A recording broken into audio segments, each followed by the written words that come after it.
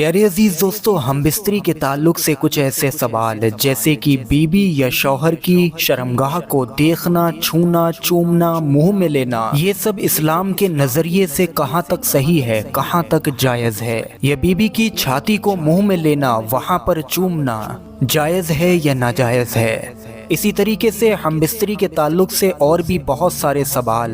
جن کے جواب آج آپ لوگوں کو اسی ویڈیو میں ملیں گے۔ عزیزان گرامی، ہم بستری کے تعلق سے بہت سارے ایسے مسئلے مسائل ہیں جن کا جاننا آپ لوگوں کو بے حد ضروری ہے، کیونکہ آج کل ہر انسان کم علمی کی وجہ سے، یعنی کہ کم علم ہونے کی وجہ سے ہم بستری کے یعنی کہ بیوی سے ملتے وقت کچھ ایسی غلطیاں کرتا ہے جو اس کی پوری زندگی کو اجاڑ دیتے ہیں، اس کی زندگی سے خوشیوں کو ختم کر دیتے ہیں، اس کے کام کاروبار سے برکت اٹھا دیتے ہیں، اس کے گھر پر بھاری اور بہت بڑی نحوست لے آتے ہیں۔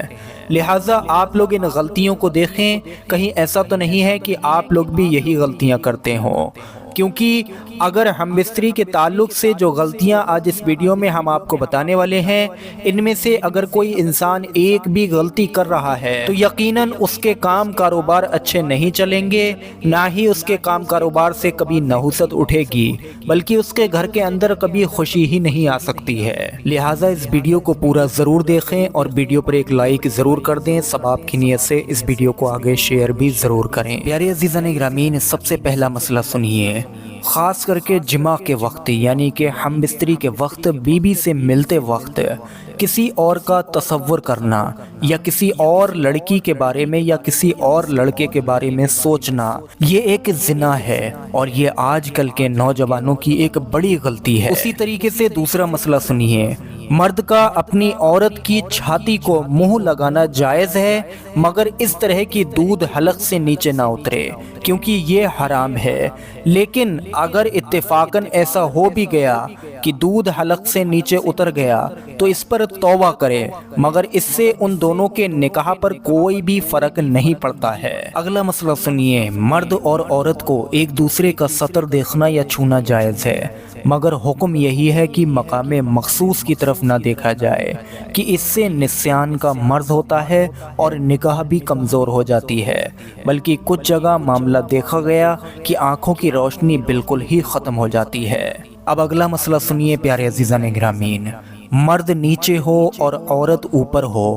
ہم بستری کرنے کا یہ طریقہ ہرگز بھی صحیح نہیں ہے، اس سے عورت کے بانجھ ہو جانے کا خطرہ ہے، یعنی کہ اگر کوئی انسان اس طریقے سے ہم بستری کرتا ہے تو اس کی بیوی کبھی بھی بچے پیدا نہیں کر سکتی ہے۔ اگلا مسئلہ سنیے، ہم بستری سے جیسے ہی فارغ ہو جائیں، یعنی کہ ہم بستری جب مکمل کر لیں، اس کے بعد میں مرد اور عورت کو الگ الگ کپڑے سے اپنی شرمگاہوں کو صاف کرنا چاہیے، کیونکہ دونوں کا ایک ہی کپڑا استعمال کرنا نفرت اور جدائیگی کا سبب ہے۔ ہم بستری کے تعلق سے اعلیٰ حضرت عظیم البرکت امام و عشق و محبت فرماتے ہیں کہ عورت کے اندر مرد کے مقابلے 100 گنا زیادہ شہوت ہے، مگر اس پر حیا کو یعنی کہ شرم کو مسلط کر دیا گیا ہے، تو اگر مرد جلدی فارغ ہو جائے تو فوراً اپنی بیوی سے جدا نہ ہو، بلکہ کچھ دیر ٹھہرے رہے پھر الگ ہو۔ اسی طریقے سے ہم بستری کے وقت میں بسم اللہ شریف پڑھنا سنت ہے، مگر یاد رہے کہ کپڑے کھولنے سے پہلے ہی پڑھیں،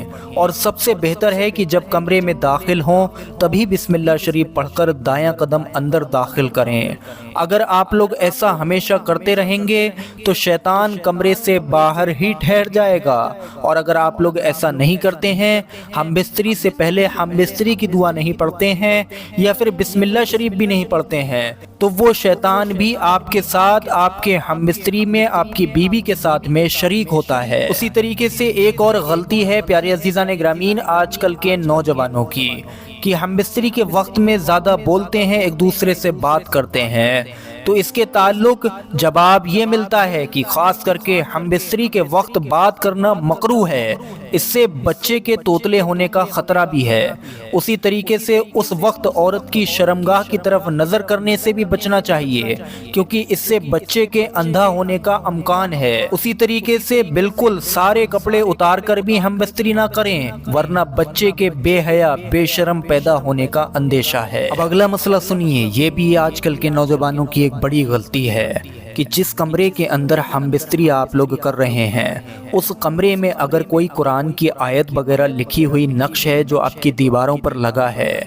تو جب تک کہ اس پر کپڑا نہ ڈالا جائے اس کمرے میں صحبت کرنا یا پھر پورے کپڑے اتارنا برہنہ ہونا بے ادبی ہے۔ ہاں اگر قرآن رکھا ہوا ہے اور قرآن جزدان میں ہے، غلاف میں ہے تو کوئی حرج نہیں ہے۔ اسی طریقے سے کعبہ شریف کی طرف منہ کر کے ہم بستری کرنا بھی منع ہے۔ اگر کوئی میاں بیوی ایسے ہیں جن کے پہلے سے بچے ہیں اور بچے سمجھدار ہیں تو ان بچوں کے سامنے یعنی کہ جو بچہ سمجھدار ہو اس کے سامنے ہم بستری کرنا بھی مکروہ ہے۔ اسی طریقے سے اگر کسی انسان کی دو بیویاں ہیں، اگرچہ اس کا تو کسی سے پردہ نہیں، دونوں بیویوں سے کوئی پردہ نہیں ہے، لیکن عورت کا عورت سے پردہ ہوتا ہے تو ایک کے سامنے دوسرے سے ہم بستری کرنا بھی بالکل جائز نہیں ہے۔ اگلی غلطی سنیے جو آج کل کے نوجوان کرتے ہیں۔ پیارے عزیزان گرامین،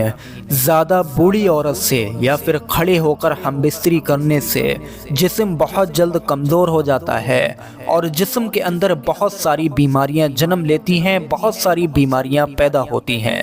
اسی طریقے سے بھرے پیٹ پر ہم بستری کرنے سے بھی بچنا چاہیے کیونکہ یہ بھی آپ کے جسم کے لیے بہت بڑا نقصان ہے۔ ہم بستری سے فارغ ہونے کے بعد میں یعنی کہ ہم بستری کے فوراً بعد آپ لوگ ٹھنڈا پانی نہ پئیں کیونکہ یہ آپ کی صحت کے لیے نقصان دہ ہے۔ اسی طریقے سے جیسے ہی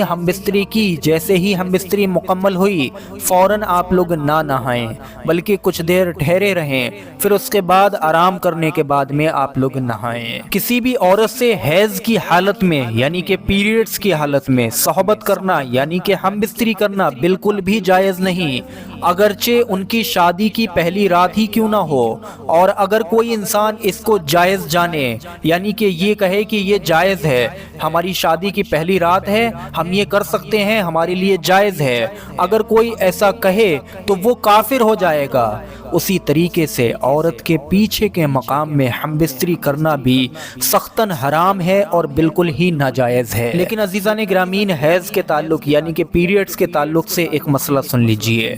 پیریڈز کی حالت میں عورت اچھوت بھی نہیں ہو جاتی ہے، جیسا کہ بہت جگہ رواج ہے کہ اس کو فاتحہ وغیرہ کا کھانا بھی نہیں بنانے دیتے۔ یہ ایک جہالت ہے، بلکہ اس کے ساتھ سونے میں بھی کوئی حرج نہیں ہے جبکہ ہم بستری کا خطرہ نہ ہو، اور جب ایسا لگنے لگے کہ ہم بستری کا من ہونے لگا ہے تبھی عورت سے الگ ہو سکتے ہیں۔ عزیزان گرامی نے ایک حدیث پاک سنیے، قیامت کے دن سب سے بدتر مرد اور عورت وہ ہوں گے جو اپنی راز کی باتیں اپنے دوستوں کو سناتے ہیں۔ یعنی کہ پیارے عزیزان گرامین، آج کل ایسا دیکھا جاتا ہے کہ دوستی اتنی گہری ہوتی ہے انسان کی کہ وہ جو بھی اپنی بیوی سے ہم بستری کرتے ہیں تو ایک دوسرے کو وہ سب باتیں سناتے ہیں۔ اسی طریقے سے آج کل کے نوجوان کی ایک غلطی یہ ہے کہ وہ اپنی بیوی کو پیارے عزیزان گرامین بہت وقت تک اکیلا چھوڑ دیتے ہیں، جبکہ شریعت ان کو پیارے عزیزان گرامین 4 مہینے سے زیادہ دور رہنے کی بالکل بھی اجازت نہیں دیتی ہے۔ یعنی کہ عورت سے جدا رہنے کی مدت 4 مہینہ ہے، اس سے زیادہ دور رہنا منع ہے۔ حضرت امام غزالی رضی اللہ تعالیٰ عنہ فرماتے ہیں کہ ہم بستری یعنی کہ صحبت کرنا جنت کی لذتوں میں سے ایک لذت ہے۔ حضرت جنید بغدادی رضی اللہ تعالیٰ عنہ فرماتے ہیں کہ انسان کو ہم بستری کی ایسی ہی ضرورت ہے جیسے کہ غذا کی، کیونکہ بیوی دل کی طہارت کا سبب ہے۔ حدیث پاک میں آتا ہے جس طرح حرام صحبت یعنی کہ زنا پر گناہ ہے، اسی طرح جائز صحبت پر نیکیاں بھی ہیں۔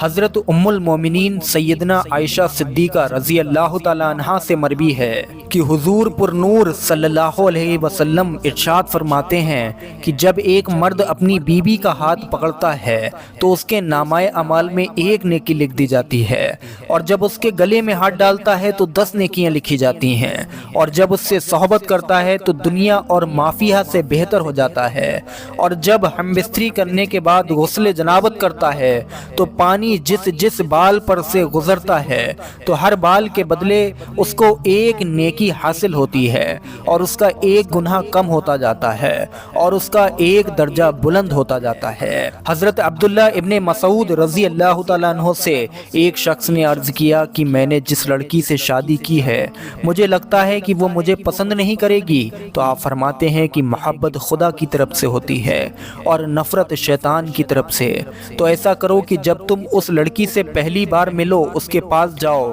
اور 2 رکعت نفل نماز شکرانے کے پڑھو، اور اس طرح پڑھو کہ تم امام ہو اور وہ تمہاری اقتدا کرے، تو انشاءاللہ العزیز تم اسے محبت اور وفا کرنے والی پاؤ گے۔